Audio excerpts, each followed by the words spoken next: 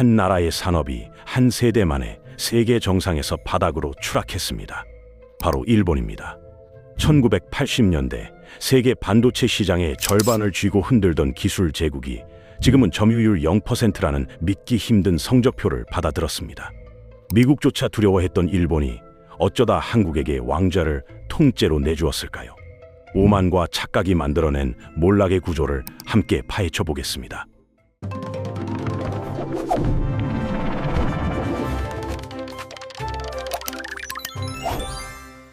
1980년대 일본은 말 그대로 세계 기술의 중심이었습니다. 반도체 시장 점유율 50%를 넘기며 미국의 인텔과 텍사스 인스트루먼트를 위협했고, 메모리 반도체 분야에서는 독보적인 2위 자리를 차지하고 있었습니다. 도쿄의 거리는 화려한 네온 사인으로 빛났고, 일본 기업인들은 뉴욕 맨해튼의 빌딩을 사들이며 세계 경제를 호령했습니다. 당시 일본인들 사이에서는 이런 말이 유행했습니다. 누가 감히 일본을 이기겠느냐는 것이었습니다. 그런데 불과 30년이 지난 지금 일본 반도체의 세계 시장 점유율은 사실상 0%에 가깝습니다. 디램 시장에서 일본 기업의 이름을 찾아보기 어렵고, 한때 세계를 주름잡던 도시바, NEC, 히타치 같은 이름들은 반도체 분야에서 거의 사라졌습니다.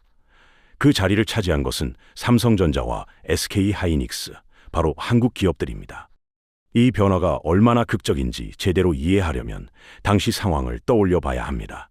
1986년 삼성전자가 반도체 사업에 본격적으로 뛰어들었을 때 일본 업계의 반응은 코웃음에 가까웠습니다. 기술 격차가 최소 10년은 된다고 봤고, 한국이 설령 따라온다 해도 품질에서 절대 이길 수 없다고 확신했습니다. 일본의 반도체는 불량률이 극도로 낮았고, 미국 기업들조차 일본제 칩을 선호했기 때문입니다. 하지만 역사는 그들의 예상을 완전히 뒤엎었습니다.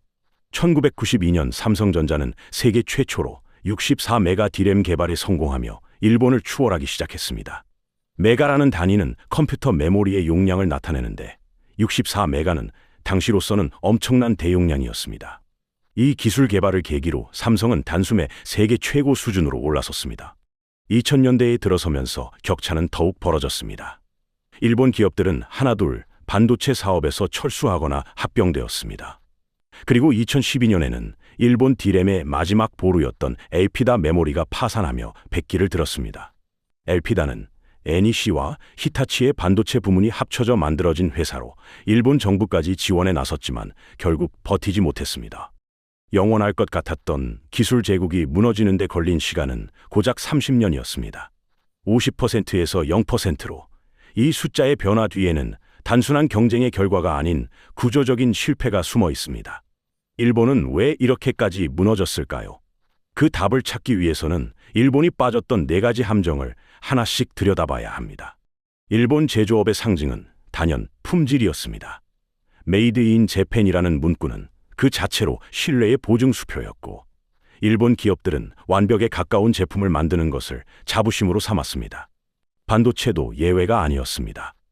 일본산 디램은 불량률이 극히 낮았고 25년 이상 사용해도 문제없이 작동하도록 설계되었습니다. 장인 정신의 결정체라고 할 만했습니다. 그런데 여기서 치명적인 착각이 시작됩니다.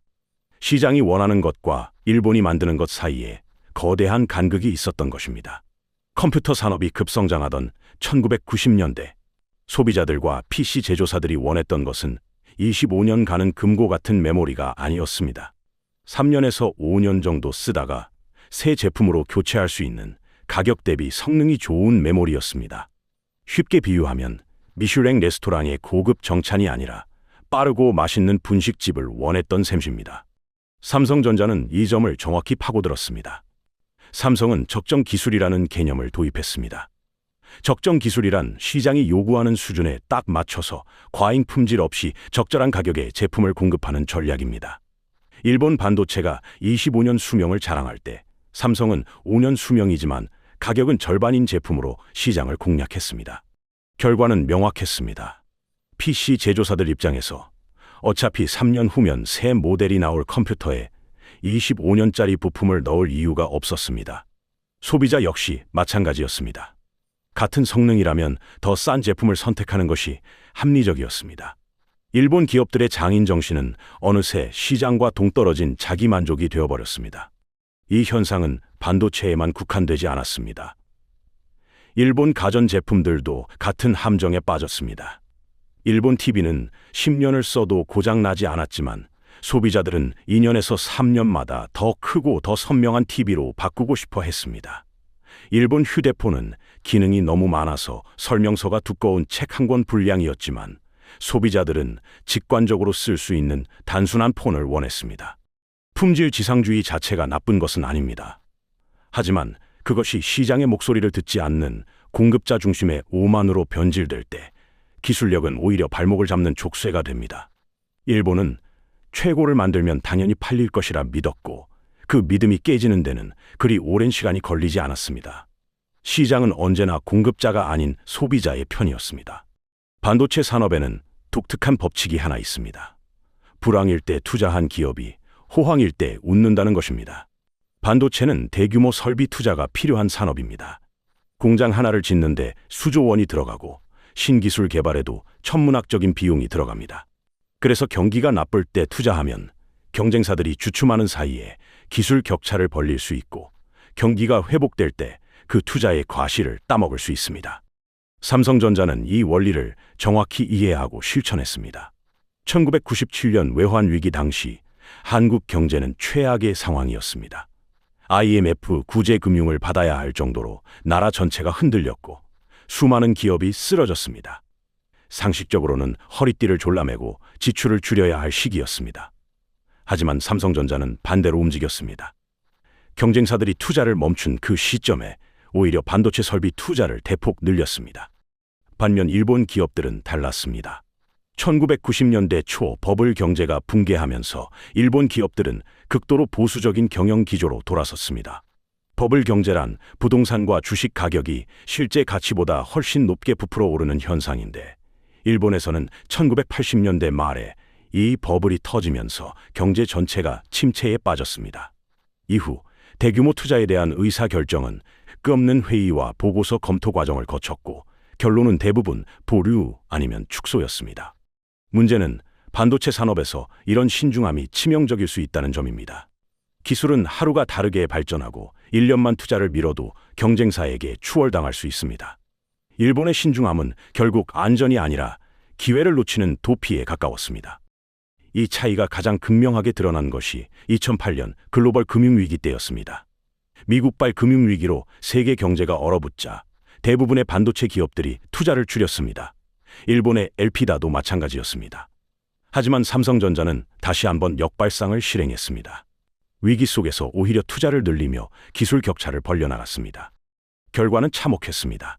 2012년 엘피다 메모리는 결국 파산을 선언했습니다. 일본 디램의 마지막 희망이 사라지는 순간이었습니다. 삼성전자의 이른바 치킨게임 전략에서 일본은 버티지 못했습니다. 치킨게임이란 경쟁사가 쓰러질 때까지 물량 공세와 가격 경쟁을 벌이는 전략을 말합니다. 오너 경영체제인 삼성이 빠른 의사결정으로 리스크를 감수할 때 전문 경영인이 이끄는 일본 기업들은 책임을 피하기 위한 회의에 시간을 보냈습니다. 속도의 싸움에서 일본은 출발선에서부터 뒤처져 있었던 셈입니다. 태평양 한가운데 있는 갈라파고스 제도에는 독특한 생물들이 살고 있습니다. 외부와 단절된 환경에서 그들만의 방식으로 진화한 결과입니다. 그런데 이 갈라파고스라는 단어가 일본 산업을 비판할 때 자주 등장합니다. 일본 기업들이 세계 시장과 동떨어진 채 자국 시장에만 안주하는 현상을 갈라파고스화라고 부르기 때문입니다. 가장 대표적인 사례가 휴대폰입니다.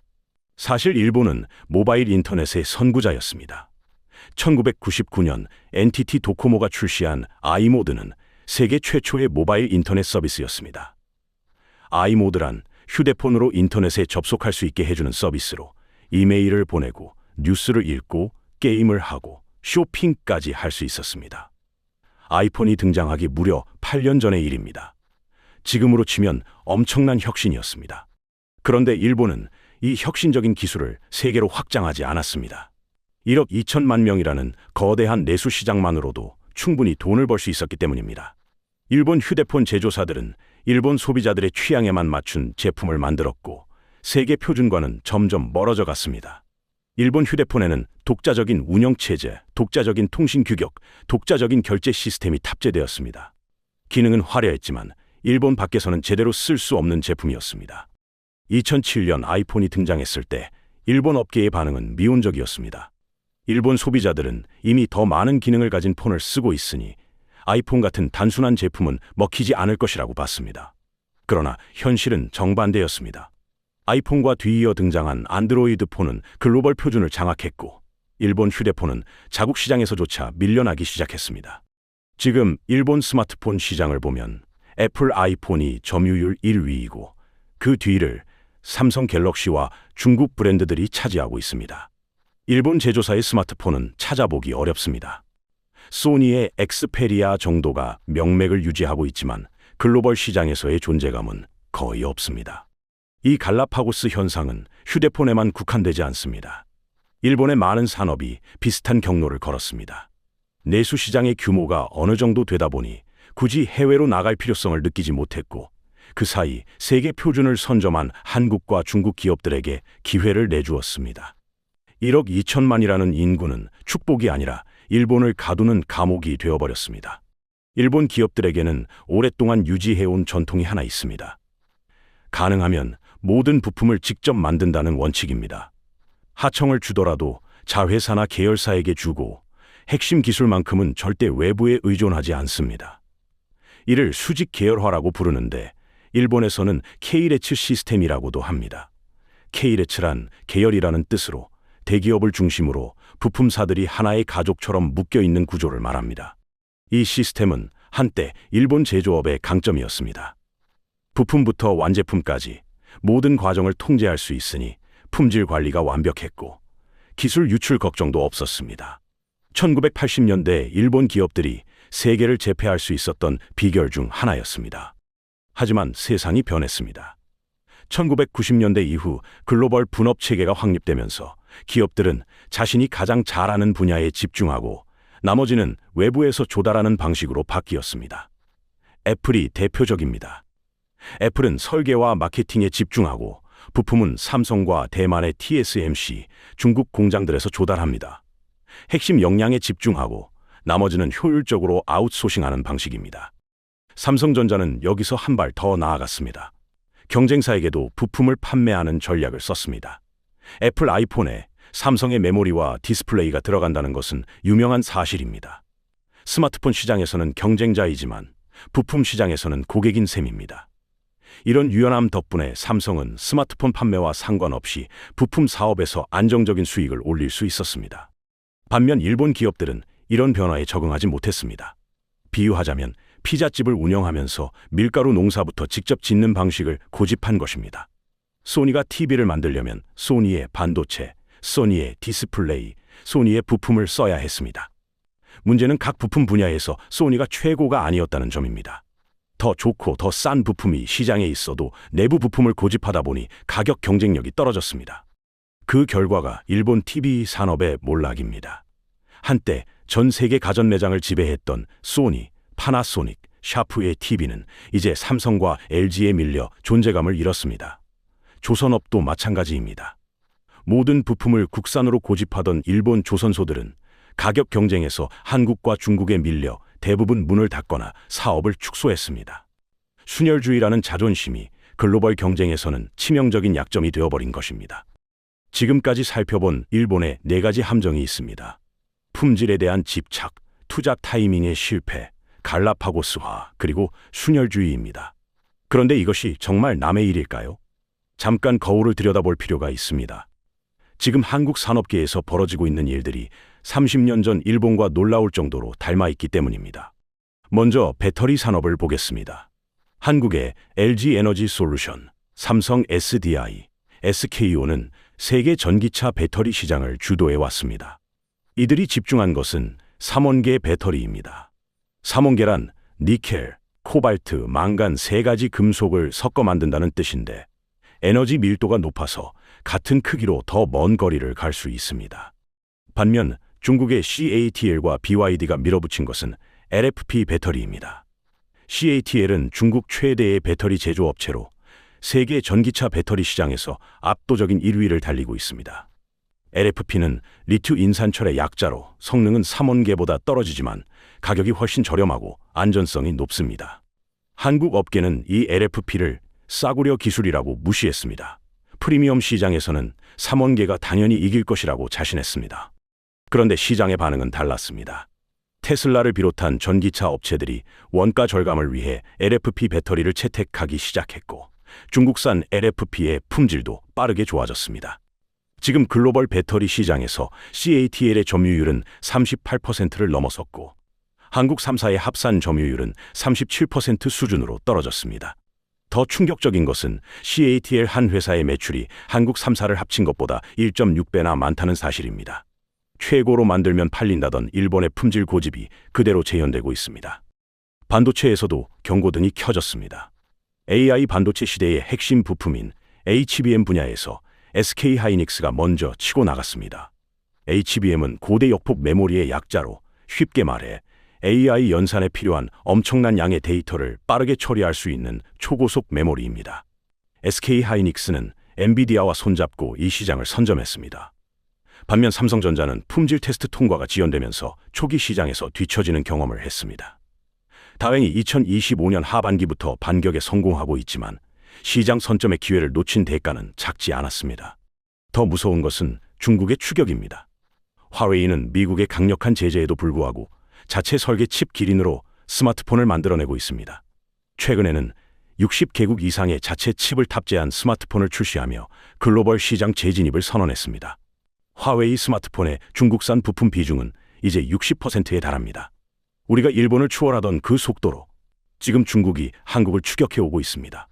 지금 한국경제뉴스의 헤드라인은 30년 전 일본 신문과 놀라울 정도로 똑같습니다.